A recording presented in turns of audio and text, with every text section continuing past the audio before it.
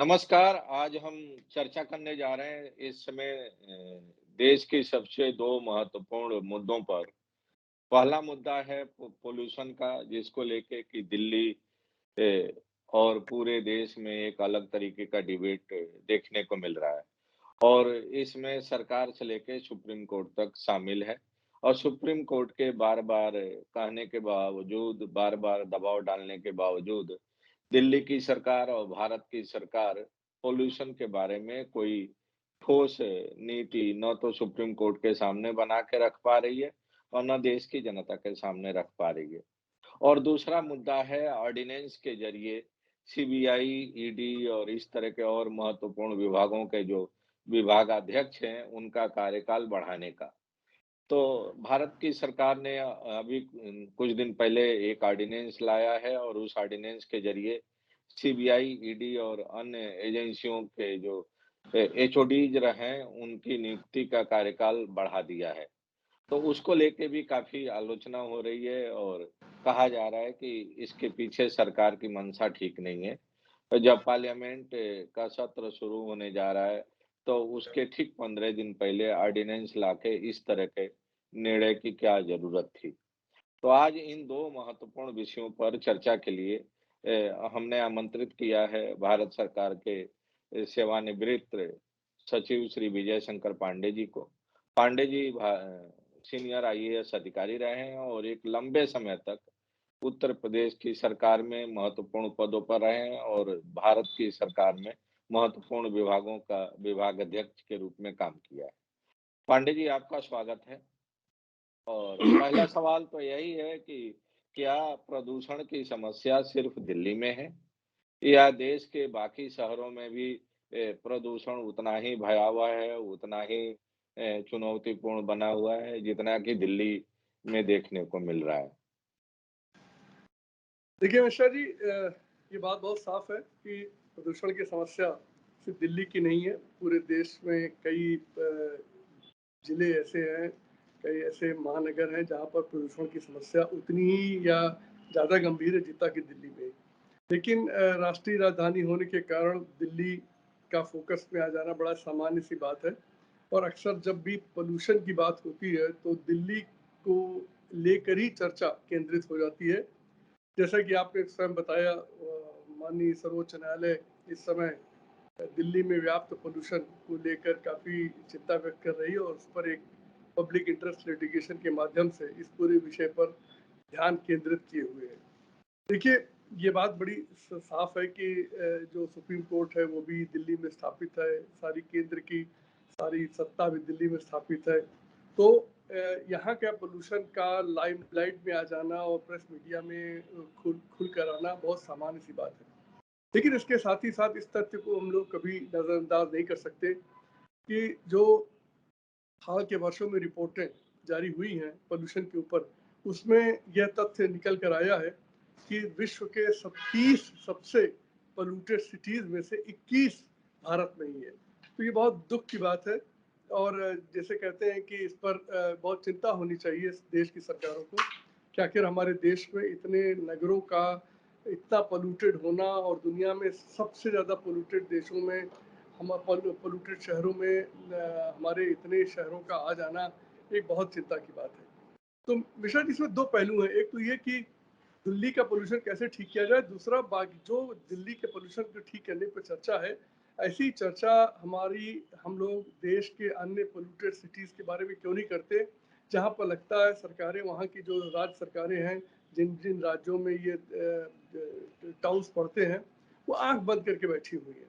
तो ये बिल्कुल आपका सही कहना है कि हम लोग को पोल्यूशन की समस्या जब भी बात करें, तो दिल्ली के साथ-साथ ऐसे नगरों के बारे में भी बात करें जो बहुत पोल्यूटेड है और वहाँ की पोल्यूशन की समस्या कभी-कभी दिल्ली से भी कहीं ज़्यादा गुनी हो जाती है, लेकिन फिर भी उस पर हम चर्चा नहीं करते।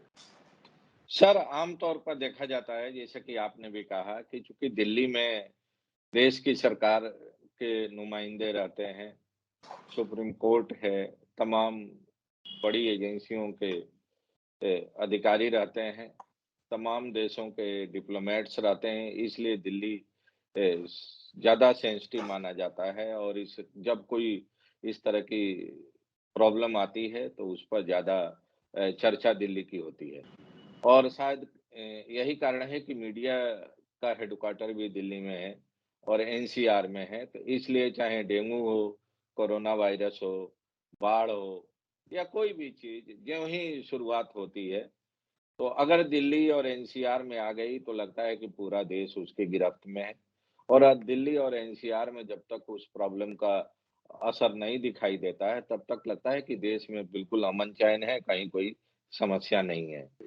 हम दिल्ली की चर्चा करें ये अच्छी बात है और दिल्ली अगर ठीक हो जाएगा तो माना जाएगा कि देश के बाकी राज्य भी दिल्ली से सबक लेकर अपने-अपने राज्यों में जो प्रॉब्लम है पॉल्यूशन की, उस पर कार्रवाई कर सकते हैं। लेकिन दिल्ली क्यों नहीं ठीक हो पा रही है? दिल्ली में आपने देखा होगा कि चाहे वो कांग्रेस की सरकार हो, बीजेपी की सरकार हो या अरविंद केजरीवाल की सरकार हो, ये लोग जब चुनाव में जाते हैं, चुनावी घोषणा पत्र जारी करते हैं, तो उसमें बिल्कुल असर्टिव तरीके से बड़ा ज़ोर-शोर से प्रचार किया जाता है कि हम 40,000 अवैध कॉलोनियों को नियमित कर देंगे अगर हम सत्ता में आ गए। अगर आपने मुझे सत्ता दे दी, तो हम आपके अवैध कार्यों को वैध बना देंगे, नियमित कर देंगे।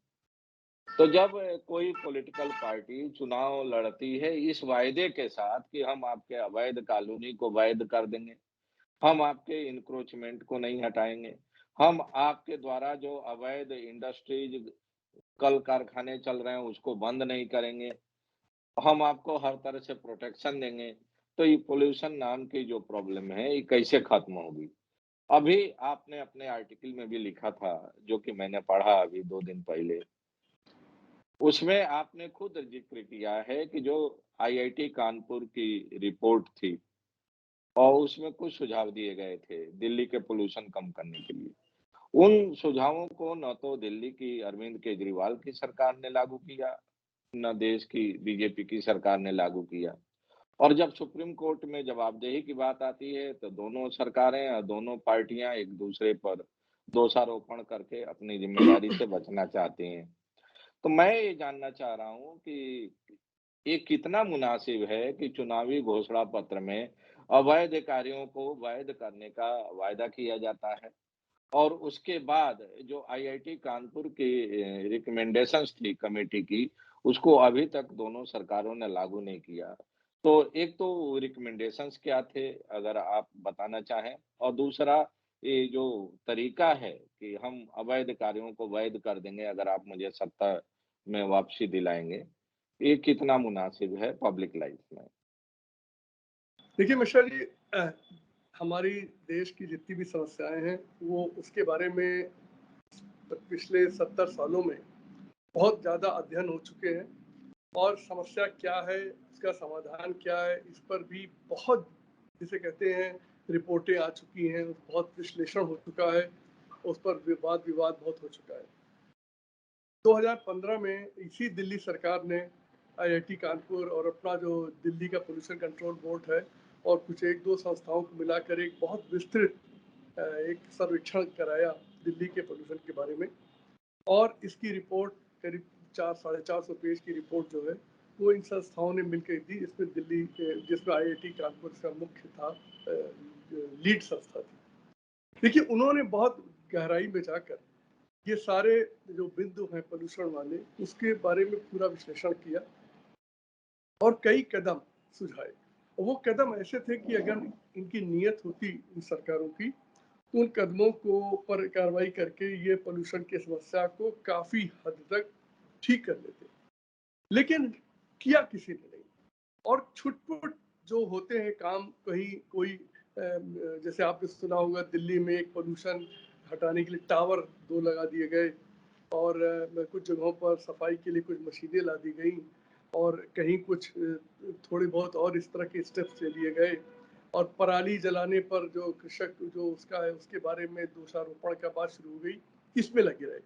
आपको जानकर मिश्रा जी बहुत आश्चर्य होगा कि जो सरकारें हैं और खासकर दिल्ली सरकार की मैं कहूँगा, उसका सारा जो फ़ोकस रहता है, कैसे मुख्यमंत्री का चेहरा सरकारी पैसे को खर्च करके टीवी पे दिखाया जाए। वो पोल्यूशन के को हमने भगा दिया, पोल्यूशन को खत्म कर दिया, इस बात को लेकर सैकड़ों करोड़ रुपए इस सरकार ने वो केजरीवाल का चेहरा दिखाने के लिए टीवी पर खूब दिखाया, अखबारों को भर दिया। इसी तरह आपने डेंगू का नाम लिया, डेंगू भाग भाग भाग करके टीवी पर इतना एडवर्टीजमेंट चला कि आप कान सुनकर आपके कान पक जाएंगे। और चेहरे इनके देखते देखते हम लोग थक गए हैं कि भाई आखिर ये चेहरा कब जाएगा टीवी पर से, जो सरकारी पैसे को खर्च करके अपनी पब्लिसिटी कर रहा है। लेकिन हमारे देश में चूंकि सब वही कर रहे हैं, अवैध काम कर रहे हैं, इसलिए कोई किसी की बोलने की स्थिति में तो है नहीं। यही काम राज्य की सरकारें कर रही हैं, यही मोदी सरकार कर रही है, यही योगी सरकार कर रही है, यही तेलंगाना की सरकार कर रही है, यही छत्तीसगढ़ की सरकार कर रही है, यही मध्य प्रदेश की सरकार कर रही है, यही झारखंड की सरकार कर रही है। चूंकि सब उसमें शामिल है, इसलिए कोई बोलता ही नहीं है किसी पर। मिश्रा जी, जो समस्या है उसका समाधान पता है, समाधान तो सरकारों को ही करना पड़ेगा ना। उसके लिए जो कदम उठाने, वो कदम तो उठाने पड़ेंगे ना। जितना पैसे पर पब्लिसिटी करके और झूठ बोलकर जिस पर लोग पैसा वेस्ट कर रहे हैं, वो पैसा अगर आप वास्तव में खर्च कर दें तो बहुत स्थिति में फर्क पड़ जाएगा। जैसे आईआईटी कानपुर की रिपोर्ट में बहुत कुछ बड़े महत्वपूर्ण उन्होंने रिकमेंडेशन दिए, जो बड़े आसान भी है करने में। सबसे सिंपल बात उन्होंने कही, भाई देखिए ऐसा है कि आपका जो पोल्यूशन है वो डस्ट से और इंडस्ट्रियल उससे प्रोडक्शन से सबसे ज्यादा आता है, और व्हीकल का तीसरे नंबर पर है। अब आप देखिए, जो आपने जैसी बात कही, उद्योगों का जो पोल्यूशन है, जो उद्योगों से पोल्यूशन आ रहा है, उनमें अधिकांश वो है जो इलीगल तरीके से चल रहे हैं। और जब कभी भी सरकार को अपना वोट लेना होता है तो हर अवैध काम को रेगुलराइज करने के लिए, उसे वैध बनाने के नाम पर ये सारे वोट लेते हैं। ये मिश्रा जी, अगर इस परिभाषा को अगर ठीक से देखा जाए भ्रष्टाचार की, ये शुद्ध भ्रष्टाचार है। चूंकि इनको, इन अधिकारी जो नेता आज हमारे देश के, इनको भ्रष्टाचार से कोई लेना देना नहीं, क्योंकि नाक तक डूबे हुए हैं, हर तरह के भ्रष्टाचार में डूबे हुए हैं। इनको कभी कोई फर्क नहीं पड़ता कि देश किस गर्त में जा रहा है। इनको सिर्फ किसी तरीके से झूठ फरेब भ्रष्टाचार करके वोट मिलना चाहिए। इसी विषय बिंदु को थोड़ा सा मैं एक्सटेंड करूंगा। जब चुनाव आने वाले हैं, और जो चुनाव जो हो चुके, आप हमेशा सुनते हैं कि नोटें बढ़ती हैं खुलेआम वोट खरीदने के लिए। तो हमारे देश में इन नेताओं के, क्योंकि मैं क्या कहूँ इनके बारे में, इनको इतना ही आता है कि किसी तरीके से झूठ बोलकर, धोखा देकर, रिश्वत देकर, सरकारी पैसे को खर्च करके अपनी पब्लिसिटी कराकर वोट पाना है। इनको काम करने में रुचि नहीं है। आईआईटी कानपुर की जो रिपोर्ट थी उसमें कहा गया था, भाई देखिए धूल आपके देश में ज़्यादा है, क्योंकि हम लोग गर्म देश में रहते हैं, तो जो थोड़ी भी गर्मी पड़ती है तो मिट्टी के कण जो हैं थोड़े ढीले हो जाते हैं, और हवा चलते ही कण आ जाते हैं। आपने देखा होगा कि कोई भी घर आप बंद करके चले जाएं और हफ्ते 10 दिन के लिए लौट के आए तो देखते हैं धूल से भरा रहता है। तो धूल हमारे यहाँ की समस्या, उसका समाधान बहुत आसान है। कभी भी कोई भी जो सड़क है, वहाँ उसके पेवमेंट है, उनको खाली मत छोड़िए, उन्हें उन्हें ढक दीजिए। आप अगर उस पर टाइल्स लगा सकते हैं टाइल्स लगा लीजिए, नहीं तो उस पर एक गहरी वो जो घासें आती हैं, तो बड़ी स्टर्डी घास होती है। आप जो इसी तरह के देश कई हैं, उनमें कभी अगर आप जाके देखें तो आप पाएंगे कि उन्होंने कोई भी एरिया अनकवर्ड नहीं छोड़ी है। वहाँ पर घास, इस तरह की जंगली घास कहते हैं उसे, लगा इतनी मजबूत होती है कि वो मरती भी नहीं है, और जो धूल के कण उनको रोक देती है। एक सिंपल सा सोल्यूशन है, लेकिन इसको करने के लिए कोई तैयार नहीं, क्योंकि इनको तो फुर्सत नहीं है झुग्गी झोपड़ियों को नियमित करने और उनका वोट लेने, मुफ्त बिजली पानी देकर वोट घसीटने। इसके अलावा इनको आता ही नहीं कुछ भी। दूसरा सजेशन था कि भाई आप जो ये हैं पोल्यूशन जो व्हीकल्स के, इनके बारे में आप स्टैंडर्ड्स बने हुए हैं दुनिया भर में। ये पोल्यूशन की समस्या, व्हीकुलर पोल्यूशन से सबको पता है। इसके हल भी दुनिया में सभी अधिकांश देशों ने कर डाले हैं। उन्हीं हलों को उन्होंने लिस्ट बना के पूरी दे दी थी। आप उसको इम्प्लीमेंट करिए। इम्प्लीमेंट करने के लिए आपके पास कानूनी ताकत है। दिल्ली में रहने वाले लोगों के पास पैसे की कमी नहीं है, वो उसको इतने ज़्यादा समृद्ध हैं और हमारे देश की तुलना में, जो इसको इम्प्लीमेंट कर सकते हैं, उसको कर लीजिए।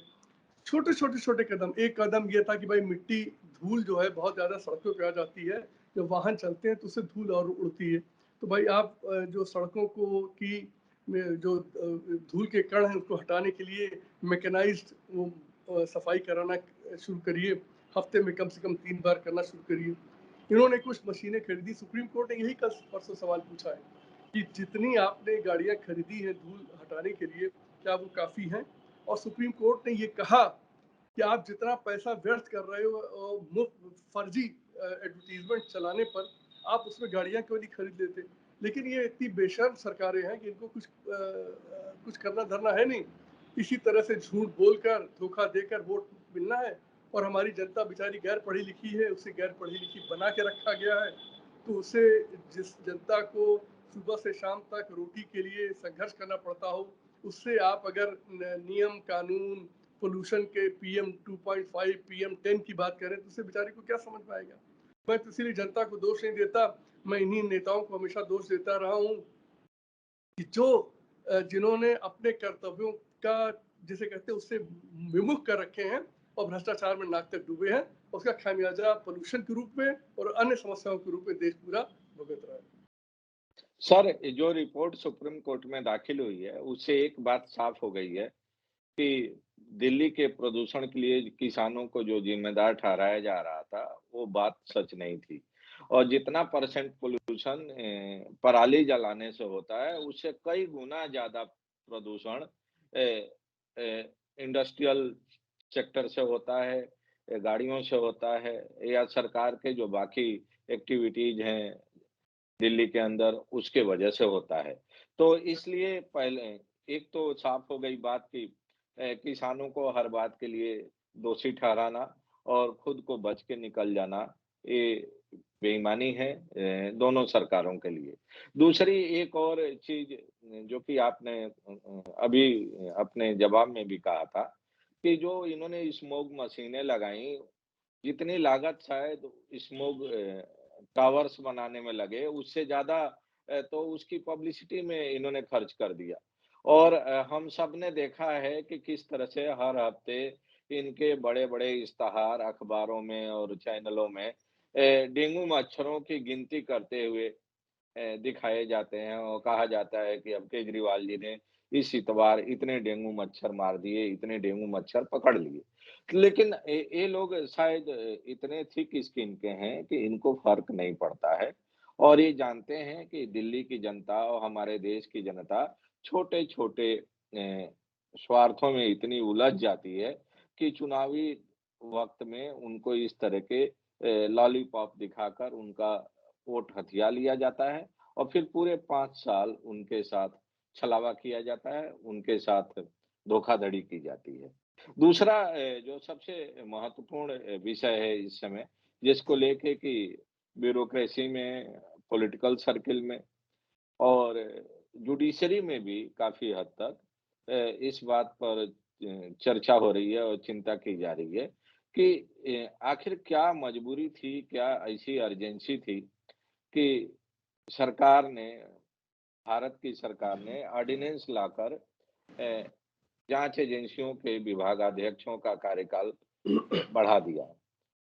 क्या जो अभी मौजूदा व्यवस्था थी, उसमें सरकार के मुखिया को यह डर सता रहा था कि जो इन जाँच एजेंसियों के विभागाध्यक्ष हैं ये शायद उनके आदेश का पालन न करें या उनकी शान के खिलाफ जाके कोई काम कर दें। इसलिए उनको उनके ऊपर अपना अंकुश बनाए रखने के लिए और उनको एक लॉलीपॉप दिखाए रखने के लिए इस तरह का ऑर्डिनेंस लाया गया है। जिसको लेके की आलोचना हो रही है। आपकी नज़र में क्या है इस ऑर्डिनेंस के पीछे मकसद?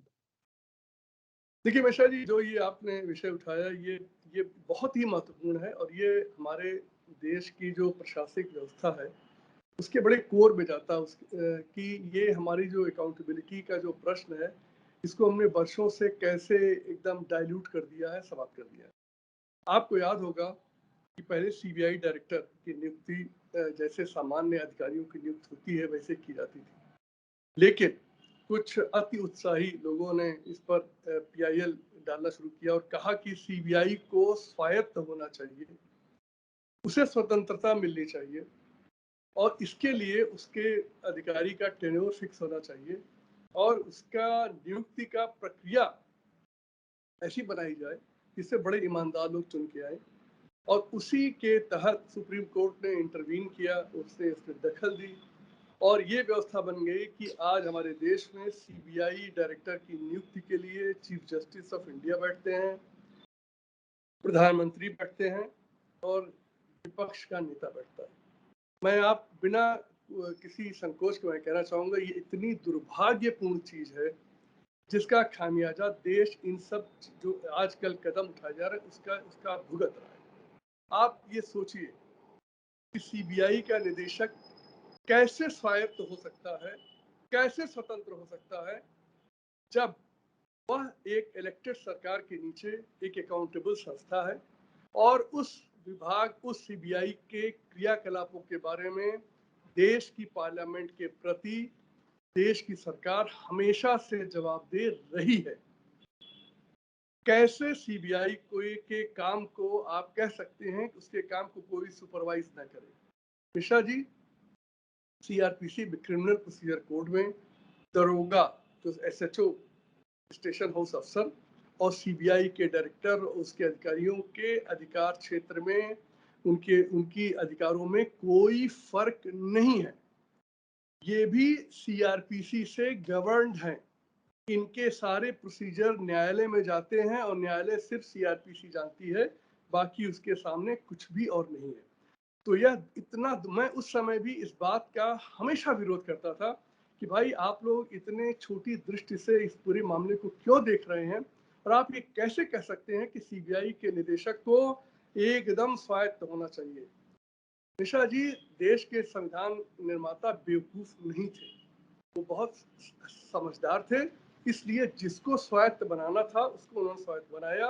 उन्होंने जुडिशरी को स्वायत्त बनाया, उन्होंने प्रेस की स्वतंत्रता दी, बाकी किसी को स्वायत्त नहीं बनाया, क्योंकि लोकतंत्र में सारी सरकारी व्यवस्थाएं पार्लियामेंट के प्रति सरकार के माध्यम से उत्तरदायी होती है। इसलिए सीबीआई के निदेशक की नियुक्ति की ये प्रक्रिया निहायत दुर्भाग्यपूर्ण थी और उसका खामियाजा देश भुगत रहा। मैं देखिए आपके सामने साफ बात रखूंगा, उस अधिकारी की नियुक्ति में सुप्रीम कोर्ट के चीफ जस्टिस और विपक्ष का नेता शामिल होता है। उसके क्रियाकलापों के बारे में क्या सर्वोच्च न्यायालय का मुख्य न्यायाधीश अकाउंटेबल है? उसके क्रियाकलापों को लेकर क्या विपक्ष का नेता जवाबदेह है? नहीं। जब ये दोनों लोग जवाबदेह नहीं है उसके अच्छे कार्य या बुरे कार्य के बारे में, तो उसकी नियुक्ति आप निर्धारित कर कैसे सकते हो? अंत में सीबीआई के बारे में किसका क्रिटिसिज्म हो रहा है? देश की सरकार का। उसके दुरुपयोग के बारे में क्या आपने कभी कहा कि जिस सीबीआई के निदेशक को मुख्य न्यायाधीश ने नियुक्त किया है वो बदमाशी कर रहा है, वो इस तरह के मनमाना रेट डाला, क्या किसी ने कहा? ये मिश्रा जी, ये बहुत दुर्भाग्यपूर्ण स्थिति थी। हमारे देश में इस बात के ऊपर ध्यान नहीं दिया जाता कि व्यवस्थाओं को एक, जिसे कहते हैं, एक सीमित दृष्टि से देखकर उनके साथ छेड़छाड़ किया जाना हमारे यहाँ एक तरह से फैशन बन गया है। पीआईएल के माध्यम से, देखिए मैं भी बहुत पीआईएल करता रहा हूँ, और लेकिन मैं हमेशा इस बात को कहता हूँ कि नियम का, जिसे कहते हैं, नियम को के विरुद्ध कार्य के लिए न्यायालय एक फोरम है, लेकिन व्यवस्था परिवर्तन न्यायालय के परिप्रेक्ष्य से बाहर है। दूसरा मिश्रा जी, आप ये बताइए कि जब ये व्यवस्था बनी, जब सीबीआई के निदेशक को स्वायत्तता देने के लिए सीवीसी एक्ट बना और उस एक्ट में 2 साल की अवधि निर्धारित की गई और उसकी नियुक्ति में सुप्रीम कोर्ट के चीफ जस्टिस बैठने लगे, तब से क्या सीबीआई ने अच्छा काम करना शुरू कर दिया है? पिछले 10 सालों से ये हो रहा है और आज आप सीबीआई को लेकर कह रहे हैं कि सीबीआई खुलेआम सरकार के इंस्ट्रूमेंट की तरह सरकार के हाथ में खिलौना बन के रह गया है। उस कदम का क्या हुआ और उस कदम वो कितना बेमानी था ये सिद्ध हो गया। दूसरा बहुत सबसे महत्वपूर्ण बिंदु यह है मिश्रा जी कि ये कहा जाता है कि सीबीआई विपक्षी नेताओं के खिलाफ, ईडी विपक्षी नेताओं के खिलाफ रेड डाल रही है, उन्हें परेशान कर रही है। मेरा बड़ा सीधा, देखिए मैं सरकार के पक्ष में कुछ नहीं बोल रहा हूँ, लेकिन मेरे मन में हमेशा सीधा सवाल आता है, जिन लोगों पर रेड डाली जा रही है क्या उन पर रेड गलत डाली गई? क्या वो भ्रष्ट नहीं है? क्या उन्होंने अकूत संपत्ति नहीं की? आप ये नहीं कह सकते तुमने मेरे पे क्यों डाला, दूसरे पे क्यों नहीं डाल रहे हो। ये आपके हाथ में नहीं है। कोई भी जो भी नेता पकड़ा गया, वो क्या कह सकता है कि वो ईमानदार था? मैं कह सकता हूं कि सब भ्रष्ट थे, हैं। इसलिए ये रोना कि सीबीआई और ईडी का दुरुपयोग हो रहा, मैं इससे बिल्कुल सहमत नहीं हूं। हाँ, इन दोनों संस्थाओं के लोगों को ये बात याद रखना चाहिए, वो इस देश के टैक्स पेयर के पैसे से नौकरी करते हैं, वो सरकार के नौकर नहीं है। इस देश में संविधान नाम का एक नियम है, एक कानून है, वो उसके तहत काम करने के लिए बाध्य है। उन्हें अपने छोटे छोटे पदों के एक्सटेंशन, अपने छोटे छोटे रिटायरमेंट के बाद पदों का लोभ छोड़ देना चाहिए, क्योंकि इस देश को बनाने बिगाड़ने की जिम्मेदारी आज इन लोगों पर है जो आज बड़े बड़े पदों पे बैठे हैं। इस देश के अपने छोटे छोटे स्वार्थ के लिए आप देश को बर्बाद मत करिए, इन व्यवस्थाओं को ध्वस्त मत करिए, लोकतंत्र पर कुठाराघात मत करिए। ये आपकी जिम्मेदारी है। आखिर कितने दिन और एक्सटेंशन ले लोगे? 1 साल, 2 साल, 3 साल, उसके बाद तो रिटायर हो गए ना। उसके बाद गवर्नर भी बन जाओगे, कितने साल बनोगे? 2, 4, 5 साल। लेकिन आप देश का इतना नुकसान करते चले जा रहे हो, ये उबर नहीं पाएगा। इसलिए जिम्मेदारी इन अफसरों पर है। देखिए मिश्रा जी, ये जो एक्सटेंशन देने की बात है, मैं इसके बारे में बड़ा स्पष्ट हूँ, सरकारों के पास ये पूर्ण अधिकार है एक्सटेंशन देने का, और उसको एक्सटेंशन देने से रोकने की बात नहीं करनी चाहिए। कि आप देखिए कैबिनेट सचिव है, पिछले 15 साल में हर कैबिनेट सचिव को 4 साल 5 साल का कार्यकाल दिया गया, तब कोई क्यों नहीं बोला? जबकि वो सबसे बड़ा पद है। एक्सटेंशन देना या किसी अधिकारी को जितनी समय तक सरकार चाहे इससे कार लेते रहना, इसमें कोई बुरी बात नहीं है। इनको ऑर्डिनेंस क्यों लाना पड़ा? क्योंकि एक सीबीसी एक्ट है। एक्ट में आपने हाथ बांध दिए सरकार के कि 2 साल तक सीबीआई का निदेशक रहेगा। ये हाथ बांधने का काम किसने किया? उन लोगों ने किया जिन्होंने कहा कि सीबीआई स्वायत्त होना चाहिए। सीबीआई स्वायत्त कैसे हो सकता है? हर दरोगा स्वायत्त है, इसी तरह ही सीबीआई स्वायत्त है। दूसरा बिंदु आप मिश्रा जी, इसको हमेशा हम लोग याद रखें, डायरेक्टर सीबीआई कोई इन्वेस्टिगेशन नहीं करता, इसलिए उसके टेन्योर को बढ़ाने का कोई तात्पर्य नहीं है। इन्वेस्टिगेशन उसका इन्वेस्टिगेटिंग ऑफिसर करता है, जो डिप्टी एसपी एसपी रैंक का होता है। उसको तो हटाया जा नहीं रहा है, उसको तो आप 4 साल रखिए, 5 साल रखिए, 10 साल रखिए, कुछ तो वहां पे स्टाफ परमानेंट है। तो सीबीआई डायरेक्टर तो सुपरवाइजर है, वो इन्वेस्टिगेशन में दखल दे ही नहीं सकता। वो तो क्यों ये बात लोगों की समझ में नहीं आती कि इन्वेस्टिगेटिंग ऑफिसर के ही पास सारे अधिकार प्राप्त हैं सीआरपीसी के तहत और दिल्ली स्पेशल पुलिस एक्ट के तहत, जिसके तहत सीबीआई काम करती है। इसलिए निदेशक सीबीआई को सरकार ने एक्सटेंशन देने की बात क्यों सोची, ये बिल्कुल एक ऐसा प्रश्न है जिसके बारे में सरकार को के ऊपर प्रश्न चिन्ह उठना लाजमी है। उसी तरह से ईडी पर, ईडी तो उस एक्ट के तहत भी नहीं है, आप उसको जब चाहे एक्सटेंशन दे दें। आपको ये क्यों जरूरत महसूस हुई, इसका उत्तर सरकार को, जनता को देना पड़ेगा। नहीं, आपने बहुत अच्छी बात कही कि जवाबदेही तो होनी चाहिए ना, बगैर जवाबदेही के आप नियुक्ति कर रहे हैं, लेकिन उस व्यक्ति जो आपका अपॉइंटी है उसके एक्शंस की जवाबदेही से आप बच रहे हैं। बशरण हम सबको याद है कि सुप्रीम कोर्ट ने एक बार एक ऑब्जर्वेशन दिया था सीबीआई के बारे में और कहा था कि सीबीआई तो पिंजड़े का तोता है। तो उस पर सीबीआई की बड़ी आलोचना हुई थी और कहा गया था कि अब तो सुप्रीम कोर्ट भी कह रहा है कि CBI is a caged parrot. लेकिन वही सुप्रीम कोर्ट भूल गया कि जिस अधिकारी के बारे में यह टिप्पणी कर रहा है, उसकी नियुक्ति तो उसी ने की है। उसकी भी उतनी ही भागीदारी है जितनी कि प्रधानमंत्री की है, जितनी कि नेता विरोधी दल की है। तो अगर वो केज्ड पैरट है, तो केज्ड पैरट बनाने में तीनों बराबर के हिस्सेदार हैं। बहुत सही मिश्रा जी। दूसरा हाँ, दूसरा एक और बहुत अच्छी आपने बात कही है कि जब इन्वेस्टिगेटिंग ऑफिसर सीआरपीसी के मुताबिक डायरेक्टर नहीं होता है, तो उसके रहने या नहीं रहने से फ़र्क क्या पड़ता है? वो तो सुपरवाइज़री रोल में रहता है, उसकी जगह चाहे जो दूसरा आएगा वो भी वही काम करेगा। अब उसको इंटरफियर करने का भी राइट नहीं है सीआरपीसी में, तो इतनी हाय-तौबा क्यों है? लेकिन एक्चुअली हाय-तौबा इसलिए हो रही है कि जब यही पार्टियाँ विपक्ष में थीं और कांग्रेस पार्टी सत्ता में थी, तो कांग्रेस पार्टी पर आरोप लगता था कि कांग्रेस पार्टी और उसके नेता इंस्टीट्यूशंस का दुरुपयोग कर रहे हैं। वे जुडिशरी का दुरुपयोग कर रहे हैं, वे सीबीआई का दुरुपयोग कर रहे हैं। सीबीआई के बारे में कहा जाता था कि CBI is a Congress bureau of investigation.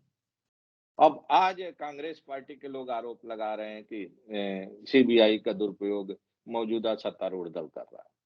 लेकिन एक और बहुत अच्छी बात आपने कही कि इन जाँच एजेंसियों ने जिन भी नेताओं या अधिकारियों के विरुद्ध छापा डाला है, कार्रवाई किया है, क्या उनके विरुद्ध कार्रवाई मुनासिब नहीं है? क्या उनके ऊपर जो आरोप लगे थे वे गलत थे? क्या उन्होंने अपना डिस्प्रोपोर्शनेट एसेट इकट्ठा नहीं किया है, सरकारी मशीनरी का दुरुपयोग करके? तो अगर ये आरोप सच हैं और उन्होंने ऐसा काम किया है, तो वो चाहे कोई भी डायरेक्टर रहे, कोई भी आईओ रहे, फ़र्क क्या पड़ता है? अगर कोई अधिकारी अपने संविधान प्रदत्त और सीआरपीसी प्रदत्त अधिकारों का प्रयोग करके ऐसे ताकतों के विरुद्ध कार्रवाई करता है, तो उसको देश का कौन-सा कानून है जो रोक देगा यह कार्रवाई करने से? इसके लिए तो विल पावर चाहिए, डिटर्मिनेशन चाहिए। लेकिन यहाँ इंटेंशन डाउट किया जा रहा है। सवाल कानून का नहीं है, कानून से ज़्यादा नियत का है। और नियत साफ तौर पर दिखाई दे रही है कि अगर अब मेरे लोग गलत काम कर रहे हैं, तो वो ठीक है, लेकिन दूसरे लोग कर रहे हैं, तो वो गलत है, उनके विरुद्ध कार्रवाई होनी चाहिए। दूसरा सवाल ये पैदा हो रहा है कि सरकारी नौकरियों में या जो प्रोफ़ेशनल अ डिपार्टमेंट्स हैं, उसमें सबको एक उम्मीद रहती है कि हम अपने कैडर के शीर्षस्थ पद पर जाके रिटायर हों।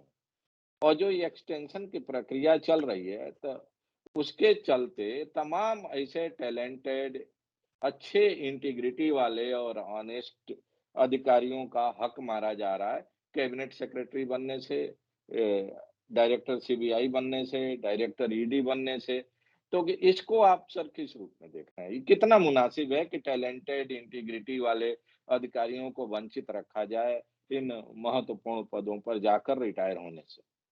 मिश्रा जी, जो आपने प्रश्न उठाया कि सीबीआई का दुरुपयोग सभी सरकारें करती रही, उसको तो कांग्रेस ब्यूरो ऑफ इन्वेस्टिगेशन कहा जाता था। ये सब हमारे देश में वर्षों से चला रहा है और इसका मूल जो है इस देश की भ्रष्ट राजनीति। देखिए मिश्रा जी, हम लोग कितना भी इस संविधान का नाम लें और कानून नियम का काम नाम लें, जब तक इस देश के नेता भ्रष्ट तरीकों से अपनी कुर्सियां पाते रहेंगे, तब तक ये व्यवस्थाएं ध्वस्त होती रहेंगी, सीबीआई का दुरुपयोग होता रहेगा। आपने जैसा कहा कि प्रश्न नियत का है, बिल्कुल सही बात है कि जो नेता रूलिंग पार्टी का है उसके ऊपर कभी रेड नहीं पड़ती और जो नेता दूसरी पार्टी है उस पर रेड पड़ती है। तो बिल्कुल सही बात है, इसमें प्रश्न उठना लाजमी है, लेकिन तर्क के रूप में ये बिल्कुल कहा जा सकता है कि आप बेईमान हैं कि नहीं ये बताइए। आप ये मत कहिए कि हमारे ऊपर क्यों रेड पड़ रहा, तुम्हारे ऊपर क्यों नहीं रेड पड़ रहा है। इस प्रश्न का देखिए होता क्या है मिश्रा जी, हमेशा एक सच तो एक ही है। सच ये है कि हमारे देश के मैं बड़े दुख के साथ कह रहा हूँ इस बात, हमारे देश का लगभग सभी नेता कुछ अपवादों को छोड़ के निहायत भ्रष्ट है। इसलिए इनके खिलाफ जब सत्ता में जो बैठता है उस पर रेड डलवा कर इनको ठीक कर लेता है। हमारे प्रदेश में, उत्तर प्रदेश जहाँ से आप भी आते हैं हम भी आते हैं, हमारे यहाँ दो स्थानीय जो पार्टियां हैं उनके भ्रष्टाचार के बारे में जग उजागर है। अब ये दोनों राजनीति कैसे करेंगे मिश्रा जी? ये दोनों सीबीआई में दबे हुए हैं और अपने कर्मों से दबे हुए हैं। जो उसका खनन घोटाला में जो पिछली सरकार थी वो हजारों हजार करोड़ रुपए की रिश्वत में फंसी हुई है। उससे पहले के घोटाले में चीनी मिल घोटाला और स्मारक घोटाला में उससे पहले की सरकार हजारों हजार करोड़ घोटाले में फंसी थी। तो अब सीबीआई आपके मामले को देखेगी और आपको जेल भेजने की स्थिति में है।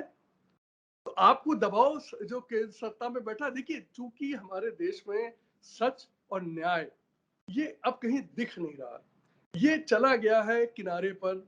अब तो स्वार्थ और जिसे कहते हैं सत्ता किसी तरह लो, ये सर्वोच्च है।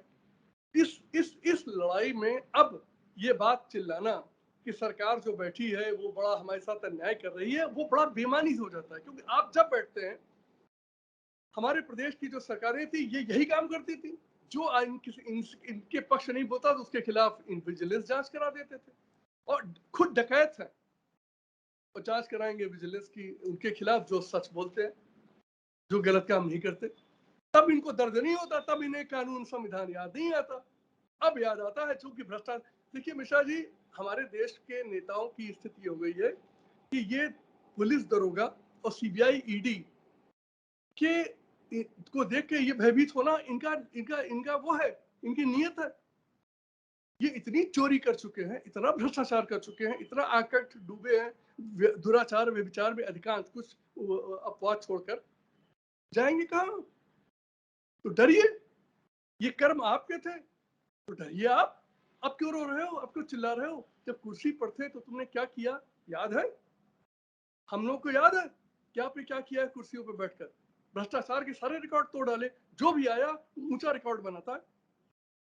तो मिश्रा जी, ये जो प्रश्न है एक्सटेंशन देने का, इसके बारे में हम लोग को बड़ा स्पष्ट होना चाहिए कि सरकारों के पास ये पूरी स्वतंत्रता होनी चाहिए, जिस अधिकारी से चाहे काम ले। ये उसकी नीयत पे निर्भर करता है कि वो भ्रष्ट लोगों को प्रश्रय देता है कि ईमानदार लोगों को प्रश्रय देता है। जो सरकार भ्रष्ट लोगों को प्रश्रय देगी वो देश का नुकसान करेगी, अपना भी नुकसान करेगी, जनता का भी नुकसान करेगी। और जो सरकार ईमानदार लोगों को प्रश्रय देगी वो देश भी बनाएगी, जनता का कल्याण भी करेगी, अपना कल्याण भी करेगी। ये सरकारों के ऊपर है वो कौन सा रास्ता चुनते हैं। बहुत बहुत धन्यवाद सर। नमस्कार।